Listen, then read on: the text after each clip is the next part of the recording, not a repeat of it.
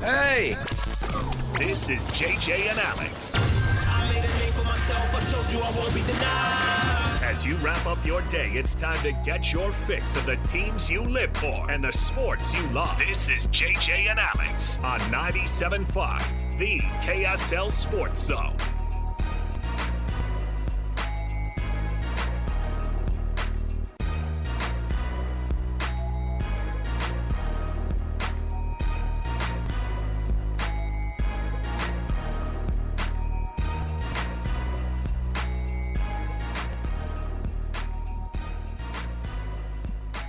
Welcome on in, everybody. Thanks for being with us on the program. Alex, Kirry, Jeremiah Jensen, JJ and Alex, another edition of the show. I want to say right off the bat, JJ, first of all, how are you?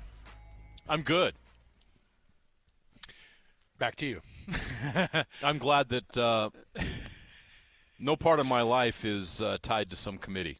I want to say this. I've been thinking about how am I going to – I'm like basically speechless still. I don't really know how to feel, frankly, about it. It's not a good radio show, so hopefully not. Not having an opinion is not good. But yeah. My initial thought is this. Man, we had a really fun year. And that's like the glass half empty or glass half full thing. Thank you. I think that Can we acknowledge that first? Lost in all of this is watching the sad interviews with the players who are saying, we should have been able to compete at a higher level. We wish we would have. The videos of, I think we should have been in. I think we should get a second chance. All the fans who are coming forward, all the people who are, all of those things. The committee, the national pundits, the alumni of institutions that were, supposedly slighted. In the end, this is still one of the great seasons of BYU football for two major reasons. There are multiple, but the two biggest ones are, number one, and far and away the most important, is Kalani Sitake staying for a long, long time, and the amount of money that they're putting behind it. No doubt. That is number one. Number two, it's look what a true freshman can do. Look what we all doubted it, frankly. We had no idea what was going to be coming out of camp. I think we all assumed it was going to be. We wondered if they get. Oh, here's 6 wins. How does BYU? When we're breaking down the schedule in July, well, actually, 1st of August when we found out that Bear was going to be the quarterback, Alex, we're breaking the schedule down and thinking, well, it's really soft beginning of the schedule, which is good for Bear. Yeah, for sure. Get his feet wet. Then they can get to 6 wins, and then everything else is gravy. Boy, did they exceed those expectations. My goodness. How many times has BYU gone 11-1 in a season? They went 12-1, right? In the Croton. 12-2, I think, was the final record. Yeah, because they lose in the Liberty Bowl because they felt slighted. Everybody wants to forget about the Liberty Bowl. Right. No, but that Hawaii game was. Oh my gosh. There were similar feelings, right? Yeah.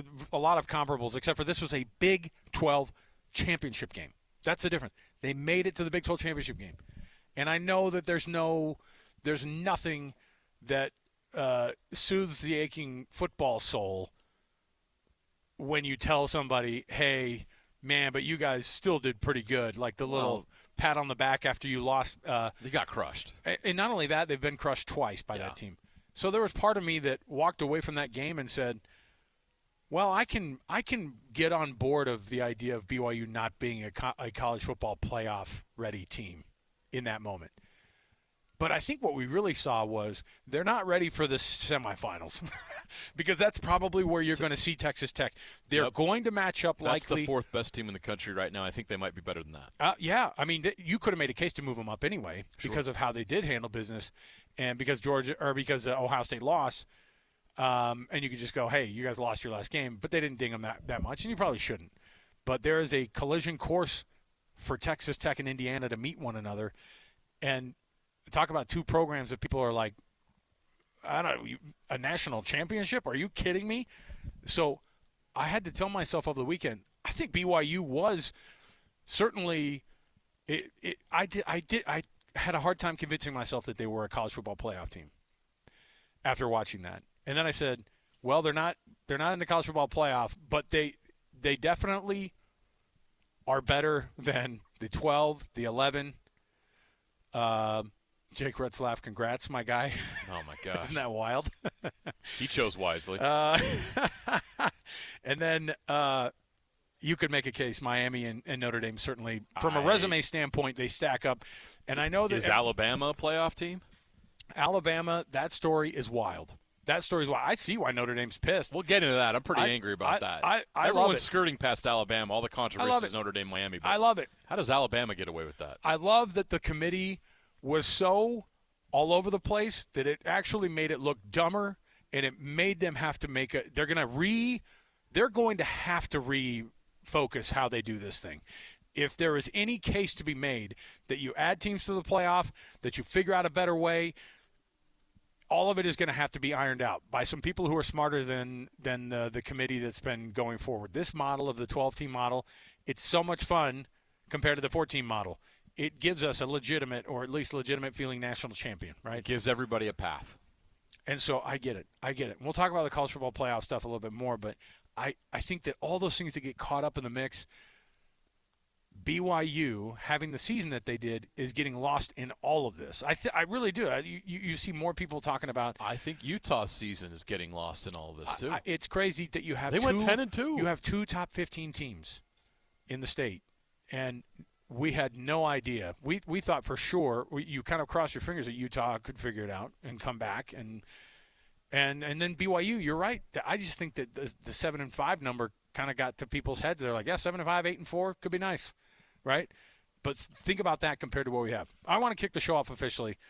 We're at John Watson Chevrolet here in Ogden, the site of the yearly tradition of having our Player of the Week honors, and the KSL Sports and John Watson Chevrolet marrying every year at this very event, every time. Phenomenal. And they have more chairs set up to honor these prep players that we've ever seen in this place. I think Corey was telling me that this is definitely going to be the biggest party they've ever had. I thought that is awesome because I want to make sure those high school kids get honored, man. And we have tremendous prep programs here in the state of Utah, so we're going to do a full week of honoring these athletes. And so you're going to want to stay tuned, of course, all week. But let's kick things off here. Let's talk about the actual X's and O's of that football game that happened on Saturday. BYU, Texas Tech. And I think kind of a lesson learned of a lot of different areas where BYU could get to that next level. Let's jump in right here. It is The Cut. It's time for the biggest story of the day. This is what made the cut with JJ and Alex on 97.5, the KSL Sports Zone. Trajan Wealth brings you this portion of the program. TRAJAN Wealth. Trajan Wealth. For all of your trusted local needs in retirement, hit them up. Hey, JJ, I'm going to hit you up on your thoughts because, as usual, we try to keep ourselves 100% fresh till right now, till we get to have this conversation. We both watched that football game in different places this past Saturday. It had been previewed all the way walking up to it. And BYU started off strong, which is wild because they hadn't started off strong in a lot of games this year, and they came out fighting. They were up 7-0, and that 7 was it. And that 90-yard drive was it from the offensive side of the ball. The rest of the time was trying to make sure your defense was fresh against a Texas Tech offense and defense that was so well prepped and has so much talent on both sides of the ball that it would be hard to beat that team on that day, I think, with anybody in this country. BYU ran into a buzzsaw. They're not there yet. They're not Big 12 champions. They're not in the college football playoff. And they needed to show up a lot bigger to be able to say that and to be able to be those things, right? But in the end, Bear Bachmeier got shaken up. That ankle on that first drive. That ankle was not good, and you could tell that that confidence went away. L.J. Martin, I think, was a strong runner. He did his same thing. There were times I thought they could have handed the ball off to him more, maybe to get things going. I just want to get your thoughts on BYU's loss, the blowout loss to Texas Tech the second time around, this time in the Big 12 Championship. Yeah, there's so much at stake in that game, and it was a bummer for BYU that they basically had the same result as the first time around, and you just have to sit back and tip your hat to Texas Tech. That's a juggernaut. We've talked about it. I felt that way watching them play Utah, watching them play BYU. They're at another level, and everybody else in the Big 12 is looking up at that program right now. Utah's got to ask themselves this question. BYU's got to ask themselves this question. How are we going to keep up with them? How are we going to beat them? Because they're just getting started. Now the chase is on in this league. This is good for the league, by the way. This is really good for the league. You need somebody like Texas Tech to move the needle forward, and everybody else has got to catch up. And they will. I believe they will. I believe BYU and Utah will do whatever they have. We saw last week BYU stepping up in a big way to make sure Kalani Sitake is extended, that he's getting paid on par with other big-time coaches in the country, and the NIL money is going to completely change BYU and what they're able to do with what they're going to get in with this new deal. Utah's got to do the same thing, and we'll see what Kyle Whittingham's decision is moving forward, how that impacts things up there. But you see the makings of Utah and that offense and what they've been able to do of being able to keep up with the Joneses, and the Joneses are Texas Tech in this league. So that's my takeaway from this game. There's no point in breaking down what happened in that game. Texas Tech's just by far the better team. BYU just did not have enough. That's just bottom line, did not have enough to beat that team and match up with that team. We've seen it twice now. Okay? And BYU had their shot twice to beat that team. And if they would have won one of those games, we'd be having a college football playoff discussion right now, maybe even talking about BYU hosting a college football playoff game. But that's not what we're going to talk about today, because that's not happening.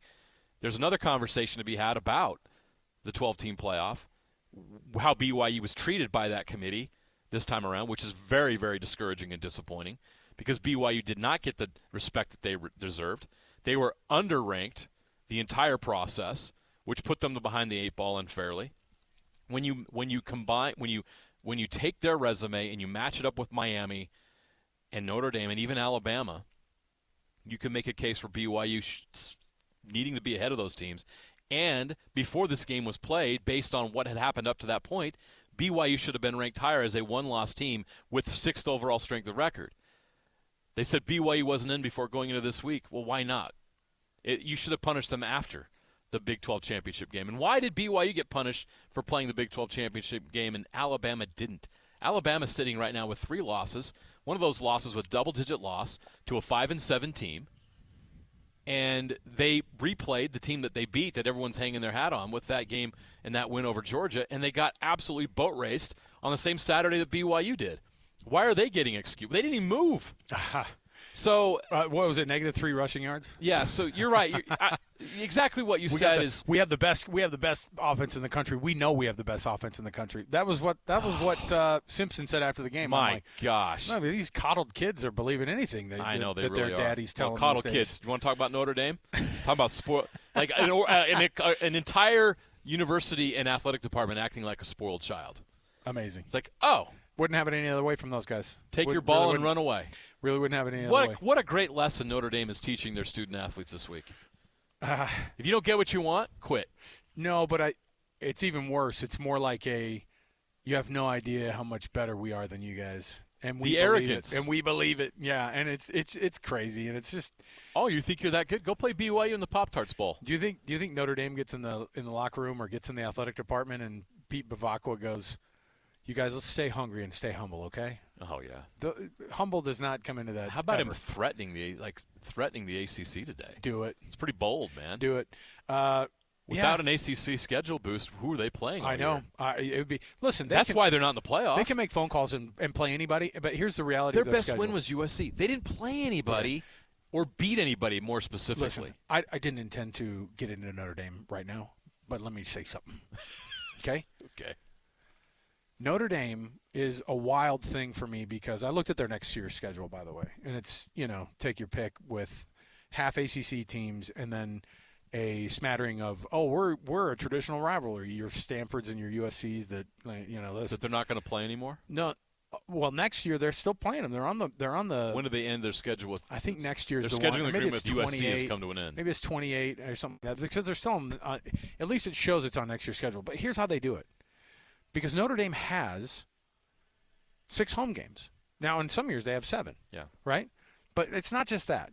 They have the 6 home games, and then they require that some of these teams that are playing them, they won't go to their stadiums. So they have 3 neutral site games. Right. They have 9 games every season. They have 3 true road games that are built in to give them an advantage. Right. Those in the Shamrock series that they do all those things. You know what I mean? And so in the end, you look at their schedule and it's hard to stomach what people. I don't know what the Big 12 has to do Is it Texas? I don't even think Texas Tech winning a national championship is going to change a committee's mind on what they believe about this conference, the Big 12 conference. I don't think Texas Tech will come in, and I think it'll be cute. You know what I mean? It'll be. Remember, TCU was in the national championship game. I know, and they had 4 years ago. And by the way, years ago. And they beat Michigan to get there. Right. On top of the fact that they lost in a Big 12 championship game. And guess what?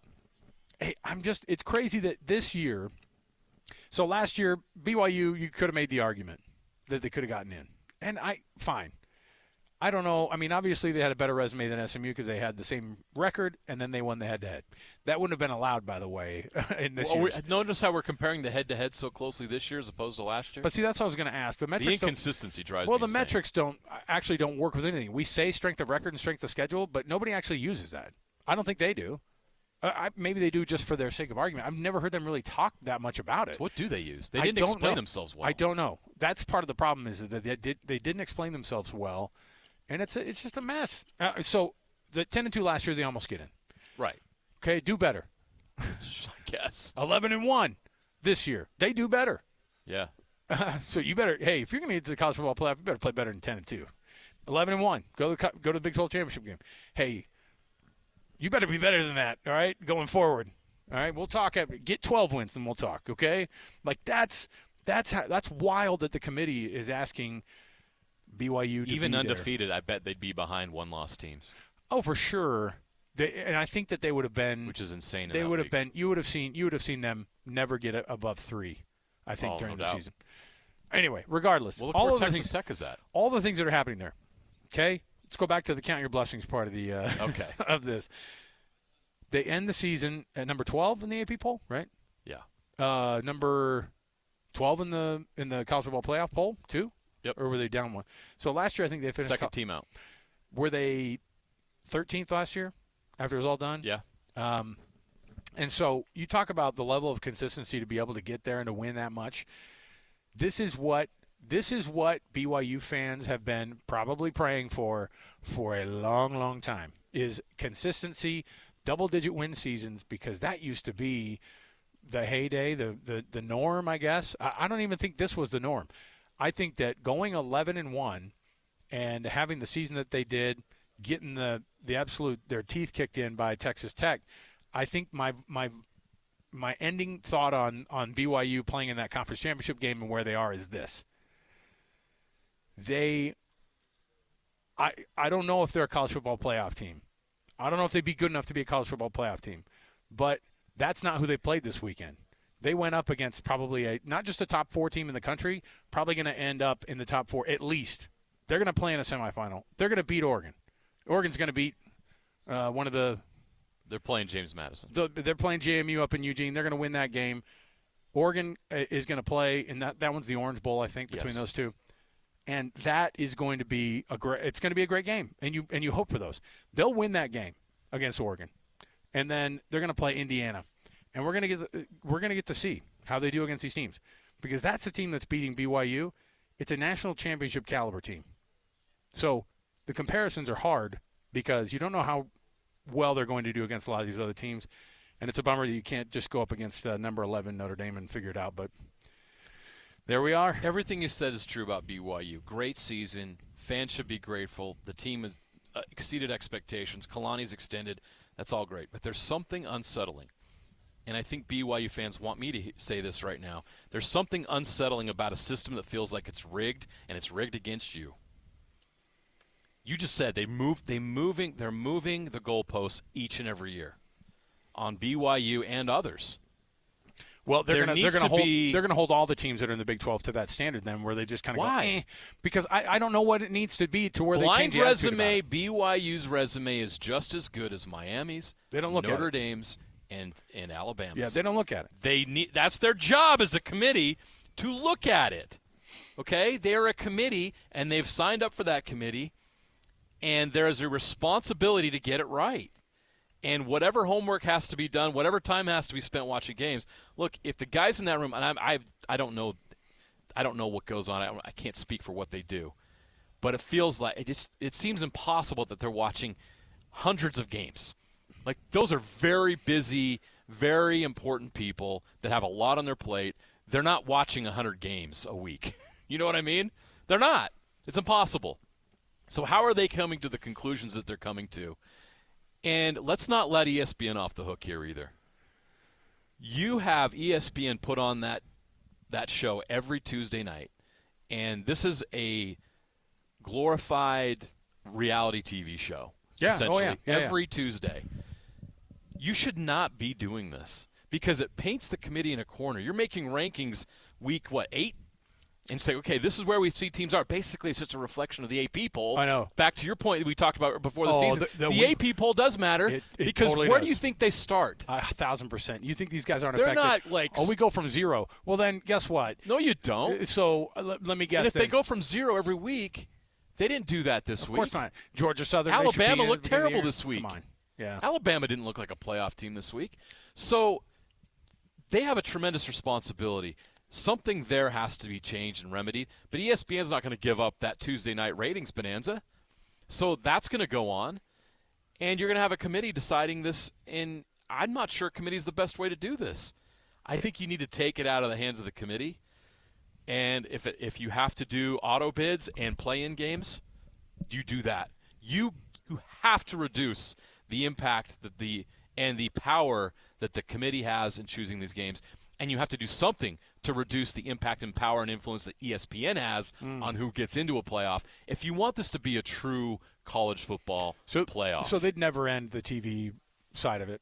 I mean, why? Of course not. There's too much money on the line. So when people say, I'm calling for them to get rid of the whole dang but where's most of their money invested in? The SEC. But I'm telling you, the it's reality in their best is, interest to get as many SEC teams in, and what did we see? But again, they're never going to. So when people are asking, you need to get rid of the ranking shows. It promises these kids dreams, and then they dash them, and you go, yeah, okay. But the reality is I kind of creates narratives. We talk about backs the committee into a corner.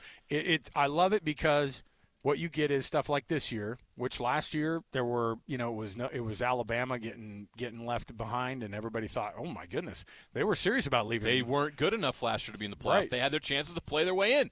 That's the same thing we tell everybody else. You had your chance. BYU, you had your chances. You had 2 shots against Texas Tech. You got your butt kicked both times. But guess what? You can say the same thing about Miami. Miami, you beat Notre Dame. You had a great win. But what did you do?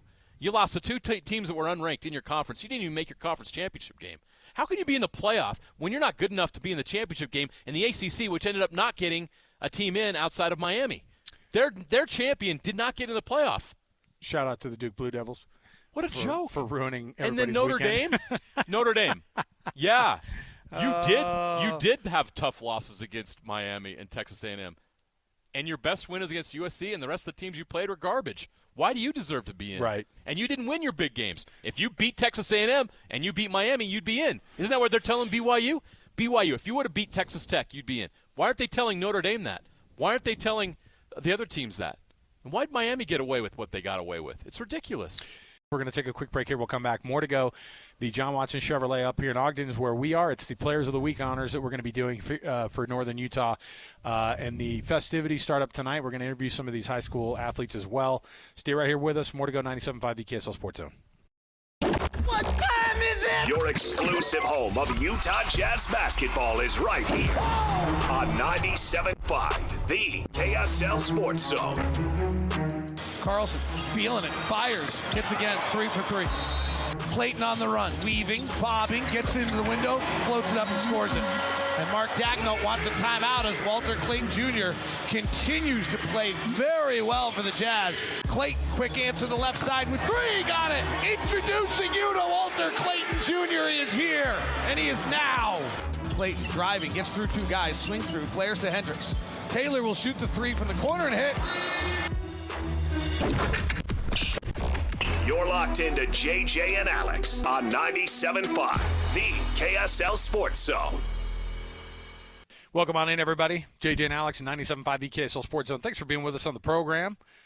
Appreciate you being a part of it. I'm sure at this point you've probably seen floating around the now semi-viral video of Will Hardy, I hope you're sitting down, cussing at the players who aren't playing very hard. People didn't know that this takes place? I saw Ben. Sometimes coaches say swears. I don't know how to put this, folks. Hey, by the way, even your favorite ones. Yeah, it's a pretty intense environment. No, your favorite swears, not your favorite coaches. No, I saw Ben Anderson and I go, Ben, I love that video got out because all it does is just show people. I think it's every huddle. It's not just like. He gets in there with some crazy intensity, and he goes at it. As he should. And by the way, he's not demeaning anybody. No. Listen, these guys are getting paid well to go out and put a lot of effort out there. And when he's not seeing it, he goes after him. That's like the worst thing for Will Hardy, is not getting back on defense and not hustling, right? Not getting out there and busting your tail. They were down 25 in the first quarter by the time it was the end of the first quarter against the Thunder last night. You're darn right those guys needed to hear some If you crap. paid for a ticket and you watched that team play last night and you're watching Brandon Carlson we gave out dunk on them and kick their butt. By the way, Brandon Carlson, incredible last amazing. night. By the way, that team's so good. SGA-less, by the way. No, doesn't matter. They don't need them. Doesn't matter. They're going to go – they might win 80 games. So, in the end, though, like it's crazy because these guys, they go out and they play and they're and you expect it out of them. You expect the effort. And it doesn't happen. We gave away tickets to that. We apologize. Last week on our Jazz Ticket Tuesday. Oh, that's right. That was for the Thunder game. The Jazz apologized. No, but it was. But I'm telling you, they were down. They were down 25 in the first quarter, and when it started to progress, and they kind of got a. I mean, they got beat every quarter. The third quarter was terrible. Again, they've been so bad in the third quarter. They come out of the locker room, and I just don't know why. Now, Keontae George had. The good news is the Keontae George that we saw last night is the one that we've seen fewer and further between moments in the season.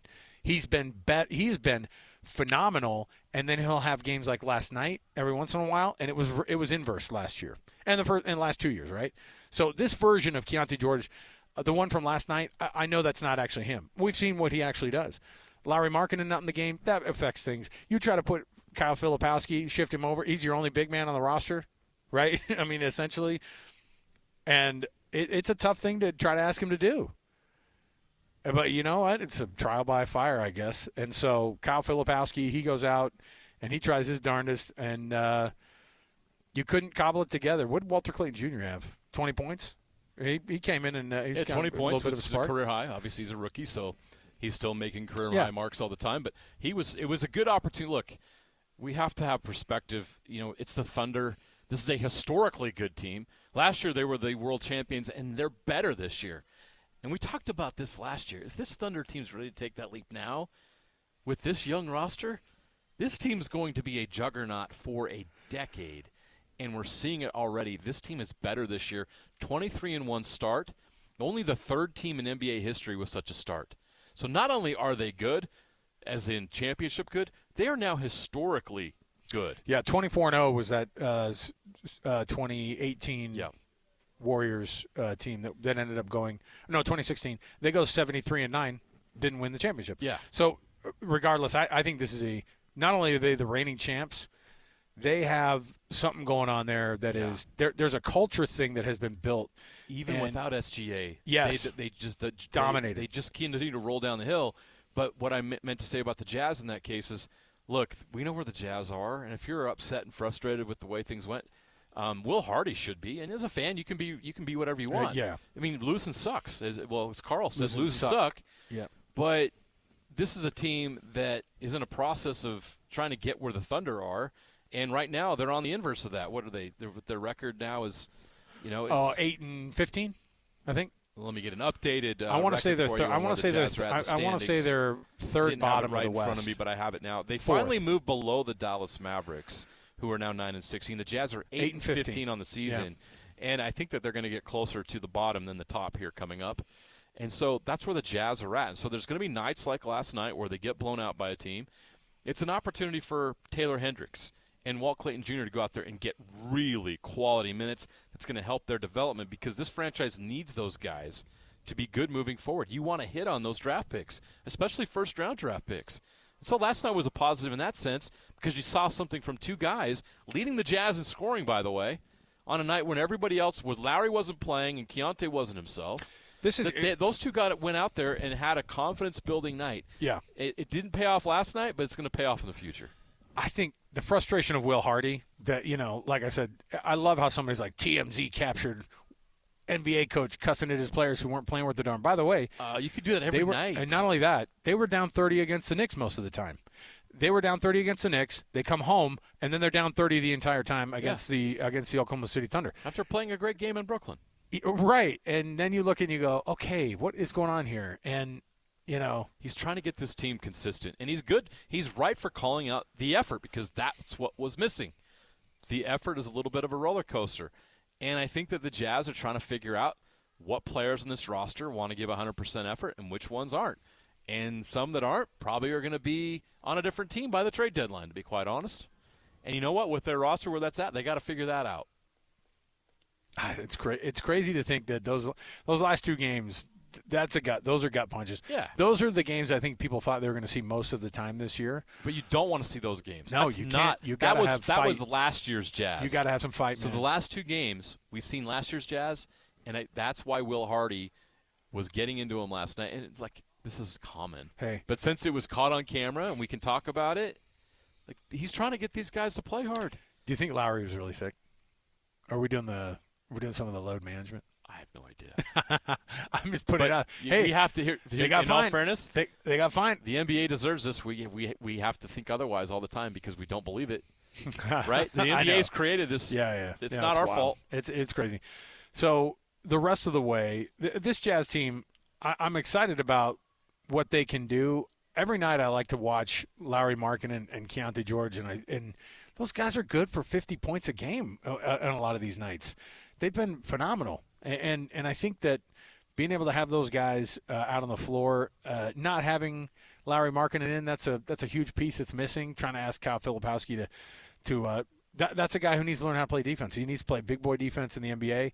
There's no that if you ask people, I mean, that's the biggest thing, right? They go, what's the hardest thing, the transition from college to the pros? It's like, every play, everyone's playing their butts off. Every play. Yeah. Watch that Thunder team last night. Defense is insane. Chet Holmgren didn't take the night off. They play defense at a crazy level. Yes. And then the other thing is shooting. Like Brandon Carlson definitely did. That was a chance for him to go out there and shine, and he did. You watch college basketball, and guys can't shoot and they can't defend. Mm-hmm. And for the most part, I mean it's such a requirement in the NBA. And so Flip has got to figure some things out. But again, he's second year or first year in? Second year. Second year in. Well, I get confused which years I'm on here. I'm not bummed by any of it. I just hope that they don't lose by 30 going forward. Hey, by the way, Win Ticket Wednesday coming up this Wednesday. We're going to be giving away some. Oh my goodness, are you ready for this, JJ? Oh gosh. Before you can buy tickets, we are giving away on a Win Ticket Wednesday, Toto, Christopher Cross, and the Romantics. Come on. Our dreams of Yacht Rock dreams have come true, my guy. We waited so long. My gosh. Tickets are on sale on Friday, but we're going to be giving those away as we do every Wednesday on a Win Ticket Wednesday. Come sail away. So this is going to be that's a lot of fun. That's going to be a lot of fun. All right, we'll take a quick break. We'll come back. We're at John Watson Chevrolet here in Ogden. It's a beautiful dealership. Come in and see some classic cars tonight. It's playing host to the Player of the Week honors for the Northern Utah prep players this season who were awarded, and we'll be able to chat with some of those guys later. So stay here with us. More to go. 97.5, the KSL Sports Zone. Your home for the best coverage of the Jazz, Utes, and Cougars is right here on The Zone. This is JJ and Alex on 97.5, the KSL Sports Zone. Welcome on in, everybody. It is JJ and Alex, 97.5, the KSL Sports Zone. Alex Kirry, Jeremiah Jensen. We are here at the John Watson Chevrolet here in Ogden. You've seen this dealership. You probably bought something from this dealership because it's the number one rated Chevrolet dealer in all the state of Utah, and with good reason. And tonight it plays host, as they've done for the past 21 seasons, the Player of the Week honors for Northern Utah for the prep players and for the football players this season. And it's just going to be It's gotten bigger every year. It's going to be a ton of fun. We're going to get to our weekend warriors, though, right off the bat here, and then we're going to get to Cam Watson, who's joining us here in just one moment. Now, JJ, this one was the one right after the Big Ten championship game. After Indiana won the Big Ten for the first time since 1945. Is that what it was? Outright, correct. Outright, 1945. And when you put the stats up next to each other, Ohio State, that was going to be their 40th Big Ten title. This is Indiana's third. They just won their third. And this is what Heisman hopeful, Hayes Mendoza said after the game. It was a beautiful thing. The Big Ten champs, how does that sound? It sounds so beautiful. I want to give all the glory to God. We were never supposed to be in this position, but by the glory of God, the great coaches, great teammates, everyone we have around us, we were able to pull this off. Whoever thought the Hoosiers would be here, but now the Hoosiers are flipping champs. Let's go! You should go to BYU. No, I was expecting. I know flipping. Flipping was clutch, by the way. That's a BYU word. The flipping was clutch in the live interview in the post game. Huge. His mom and dad will be proud. Oh, no. And on top of it, I was waiting to hear the old Howard Dean. Isn't it Howard Dean? What was that? Yeah! You were going to take it to Indiana. Oh, my goodness. Texas Tech had quite a weekend blowing out BYU for their Big 12 title. Their defense is phenomenal. 3rd down and 4. Bachmeier with time. Oh, what an interception by Roberts! Point blank, stabbed it. Ben Roberts. Just the 5th interception thrown by Bachmeier this season, and Ben Roberts comes up big. Threw 3 picks, right? 2, 3 fumbles. Yep. It was all there. BYU -7 in the turnover ratio in those 2 games against Texas Tech. Can't do that if you're going to want to win. And then I'm throwing some love to our producer, Alex Napolis. He's a big Los Angeles Rams fan, and frankly, I'm a little bit on Stafford for MVP. I'm a little bit on the Stafford for MVP train. I mean, he is having a phenomenal year. Yes, he is. And he's kind of doing it weirdly quietly, right? Like, because the Patriots are getting a lot of attention. You know, these teams that aren't expected to. Campaigns building steam. I know, but you can't ignore what the Rams. I know, but here's what the Rams did when they blew the doors off of the Cardinals yesterday. Here's another shotgun snap. Stafford wings one, middle, leaping catch at the 5. Puka breaks a tackle. He carries Will Johnson into the end zone. 28 yards, touchdown Rams. Stafford finds Puka going into the halftime locker room. Found him twice, by the way, 167 yards on the day with just 6 catches. That guy is phenomenal, and Stafford had a huge day again. They had like 250 yards on the ground. Blake Corum had a phenomenal game, and then they had like 300 yards through the air. Something like, I mean, Stafford's having a year, man. That Rams team's going to be tough to beat. All right, we'll take a break here. We'll come back. We have more to go around the corner. Let's take an in-depth look at the actual college football playoff bracket. There's stuff it's not going to change, so we're going to bring it up. We're going to look at some of these early games. Could there be some surprises, some Cinderella stories in there? Stay right here with us, 97.5 the KSL Sports Zone.